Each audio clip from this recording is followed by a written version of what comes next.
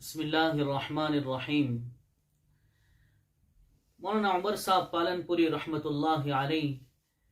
لسان التبلیغ انہیں کہا جاتا ہے، تبلیغ کی زبان۔ اللہ تعالیٰ نے انہیں وہ خصوصیات سے نوازا تھا، اللہ تعالیٰ نے ان کی زبان میں، ان کے بولنے میں، ان کے بیان میں جو تاثیر رکھی تھی، آج بھی لوگ ان کو یاد کرتے ہیں۔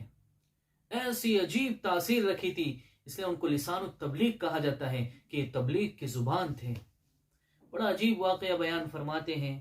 وہ فرماتے ہیں کہ ایک شخص ایک گلی سے گزر رہا تھا، اس نے دیکھا کہ ایک بڑے میاں چارپائی پر، گھر سے باہر چارپائی پر بیٹھ کر قرآن پاک کی تلاوت کر رہے ہیں، اور شدید گرمی ہے، تلاوت کر رہے ہیں قرآن پاک کی۔ تو وہ گزرنے والا شخص، اس نے ان سے پوچھا کہ بڑے میاں، آپ ایسے وقت میں، شدید گرمی میں، آپ گھر میں بیٹھ کر کیوں نہیں تلاوت کرتے؟ آپ کو اتنی تکلیف ہو رہی ہے، آپ باہر بیٹھ کر تلاوت کر رہے ہیں۔ تو بڑے میاں نے بڑا عجیب جواب دیا، جو دل کو چھونے والا، جو دل کو ایک ٹھیس پہنچانے والا، جو دل کو زخمی کر دینے والا انہوں نے جواب دیا۔ فرمانے لگے، بیٹا، اصل میں بات یہ ہے کہ میرا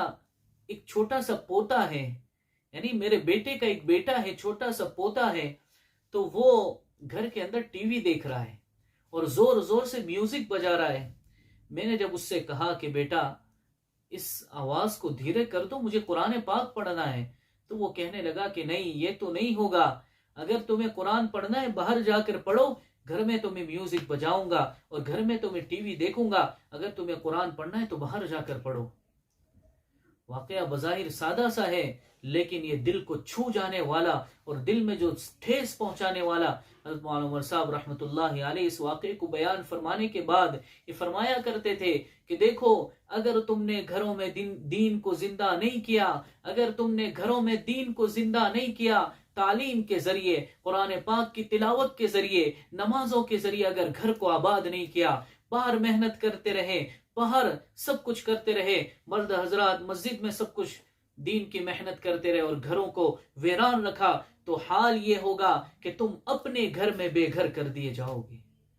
تم اپنے گھر میں پرائے ہو جاؤ گے، اپنے گھر میں بے گھر ہو جاؤ گے۔ بڑا عجیب واقعہ ہے، مختصر ہے، چھوٹا سا واقعہ، لیکن دل کو چھونے والا واقعہ۔ اس لیے کوشش کریں ہم اپنے گھر میں، اس سے پہلے کہ ہم اپنے گھر میں بے گھر ہو جائیں، اس سے پہلے کہ ہم اپنے گھر میں پرائے ہو جائیں، ہم دین کو اپنے گھر میں زندہ کریں۔ فضائل اعمال کی تعلیم کے ذریعے، قرآن کے حلقوں کے ذریعے، قرآن پاک کی تلاوت کے ذریعے ہم اپنے گھروں میں تعلیم کو زندہ کریں، ہم اپنے گھروں میں دینی ماحول بنائیں، ورنہ یاد رکھیں وہ دن دور نہیں کہ ہم اپنے گھروں سے بے گھر کر دیے جائیں۔